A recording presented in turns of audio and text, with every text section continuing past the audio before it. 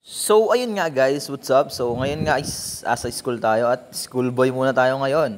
So, for today's video is puro about sa eskwelahan lang muna. So, samahan nyo ako. Let's go! So, ayun nga is ang first subject nga namin ngayon is ang PPS or ang Power Plant System. So, ayan, nagpe-play lang sir ng mga example video about sa mga boiler na nagma-malfunction. So, kami naman is tamang sulat, tamang pakinig lang at para di namin makalimutan yung mga example na binibigay niya. So, si sir nga pala is almost, kundi ako nagkakamali, 43 years na siyang nag-onboardship. Kaya sobrang big time na niyan at sobrang dami ng experience niyan. Kaya sobrang madami kaming matututunan mula sa kanya.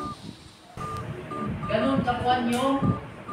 Hindi, gusto nila pag-suri. So ayun nga guys, so habang nadidiscuss si Sir dyan, tamang buwisit lang isang kaklase ko sa klase ko natutulog. Kasi masama tayo pakiramdam niyan. Kasi 6:45 AM pa lang, dapat nasa school na kami. Kasi pag di kami umabot ng 6:45 or 7, magsasaraduhan na kami ng gate. At 9 AM na ulit kami makakapasok. At talagang hindi ka naaabot sa first subject. So mahigpit nga talaga yung school namin pagdating sa oras, lalo na sa flag raising ceremony. Kaya pinipilit naming pumasok ng maaga tuwing Lunes. At after nga ng mga discussion ni Sir dyan, buti pinag-break niya kami ng 30 minutes. Kaya ayun, nabuhayan ng mga dugo yung mga kaklase ko. At mga nag-break time muna yung mga hindi pa nagbe-breakfast. Palabas na sana kami dyan at bigla akong may nakitang nagbe-baby time dun sa likod ng classroom namin. At kami naman ay pupunta kami sa pa-ID-han kasi hindi pa kami nakakapag-pa-ID dyan. Mr. Sabado. Tayo na lang, buti na lang sakto, walang masyadong pila sa pa-ID-han. Kaso umalis muna kami dyan kasi nagpasama isang kaklase ko dyan na may kukunin lang daw siya sa motor niya sa parking lot. Kaya babalik na lang kami dyan. So habang papunta nga kami sa parking lot is nakita nga namin iba naming kaklase dyan na pabalik na sa room at tapos na mga magmerienda. Buhay na ulit yung dugo ng mga yan. So pagbalik nga naman galing parking lot is di na kami umabot sa pa-ID-han kasi bilang dumami yung pila. Kaya bumalik na lang ulit kami sa room at di na kami aabot sa 30 minutes break ni Sir. At baka mabigyan pa kami ng punishment pag bumalik kami. At pagbalik nga namin sa classroom is nagpalaro nga muna dyan si Sir ng karera ng mga bibe. At sa bawat bibe na yan ay nakalagay ang mga pangalan namin.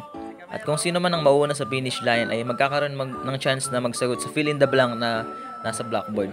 At pag tama ang letter na sinabi mo is magkakaroon ka ng chance na mag-spin dun sa spin the wheel ni Sir at pwede kang manalo ng premyo.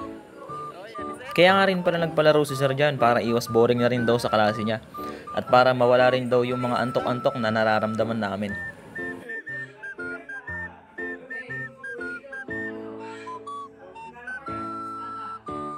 After nga din dyan ng ilang rounds ng race, nakita ko na rin yung pangalan ko.